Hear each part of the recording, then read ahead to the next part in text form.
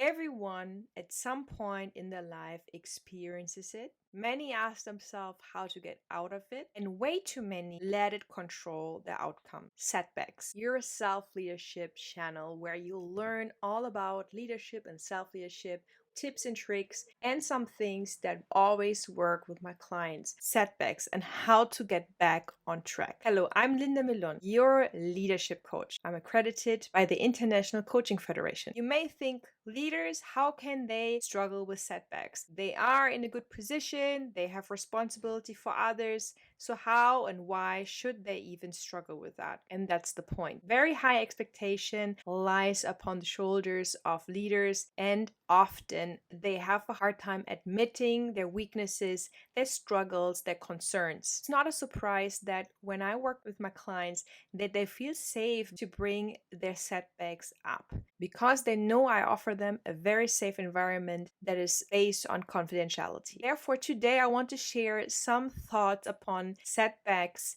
and how to get back on track. So let's jump right into it. The very first thing you need to do if you want to deal with your setbacks properly and to get back on track is to take ownership of your mistakes, your feelings, and frustration. Sometimes setbacks in your professional or personal life are not based on your mistake, but on circumstances or other people. In these situations, it's sometimes very hard to deal with the outcome or with the consequence of these setbacks. So it is very important to acknowledge your emotions and to understand, I highly dislike this situation. But of course, it is also important to acknowledge and to recognize when setbacks are due to your own mistake. You are still a human being. You will be in situations where you maybe made the wrong choice or drew the wrong consequences for you or your team or your family. And now you're standing there with the outcome of your decisions. What makes it so important to acknowledge your mistakes, feelings, and your frustration? If you keep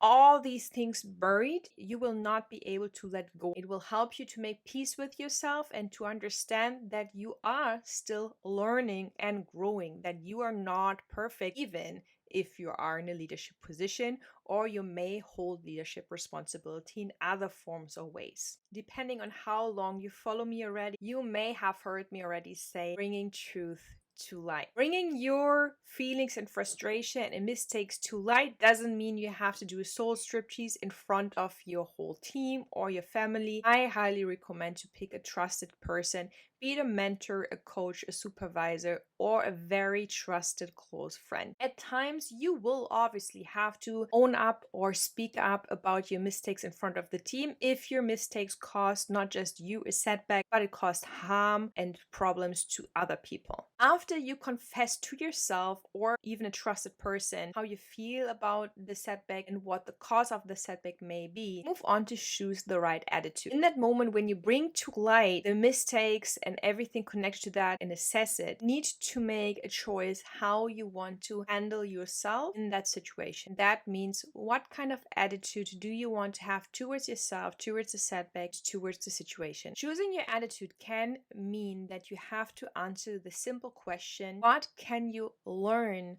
from the setback? That is how simple it is. Ask yourself what the cause was, what you could have done differently, how it could have been prevented, and what consequence you draw from this specific setback for the future. Every setback can teach you something for the future. And thirdly, on this journey on how to deal with your setbacks and to get back on track is find the right support system. Who could be the right people in your environment to support you in getting back on your feet and asking you the right question at the right time? And then try again. Do not stop. Do not let setbacks make you feel like you're done for. Try again. Get back on your feet with the right support and do better the next time. Now, in our conclusion, keep in mind, take ownership of the setback, whatever caused it, how you feel about it. Choose the right attitude. What can you learn from it? Find helpful support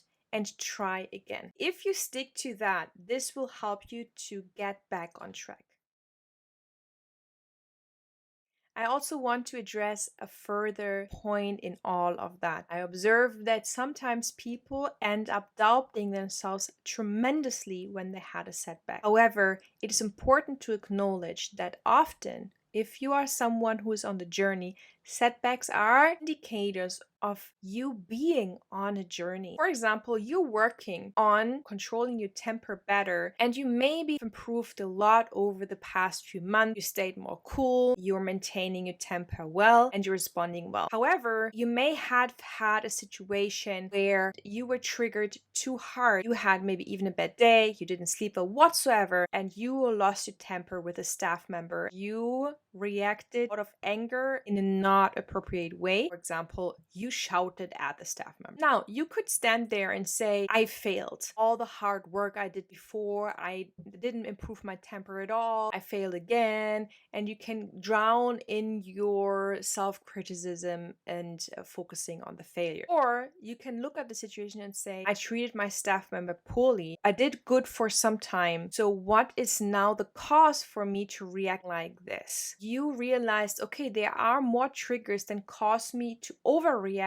and behave poorly with other people. I also am aware now that I'm growing because I did better, but here were too many factors that came together. Over the last few months, you learned to control your temper much better, but you learned it under the normal amount of stress and pressure and issues confronted with. Now new factors came together and more pressure came and you were not able to control your temper. It doesn't mean that you didn't grow at all. Under normal circumstances, you're managing well your temper, but extreme situations demand more awareness and more work on your end when it's about your stress hold concerning your temper management. Why I'm sharing that is I sometimes observe there's a visible growth and they experience a setback and then they are starting to doubt themselves. But they miss out that these were extra factors mixed into the occasion that caused them or showed them they're not as controlled yet as they want to be. Of course, if you shout at your staff member because of your poor temper management, no matter what the cause is, you have to fix that with a staff member and you have to ask forgiveness. That is clear.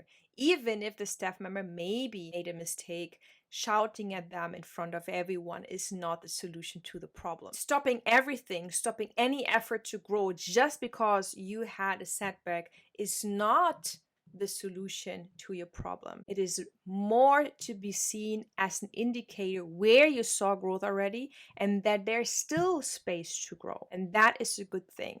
To see that you can still grow and that there's still more to learn and there's more to improve is not necessarily something that should crush you. It can be a motivating factor in your life. Setbacks should not stop you from putting any effort at all, but rather motivate you, get back on your feet and try again and do better on your journey forward. Please like and subscribe and share it with your colleagues and friends and whomever you feel this could be beneficial to. Thank you for watching. Thank you.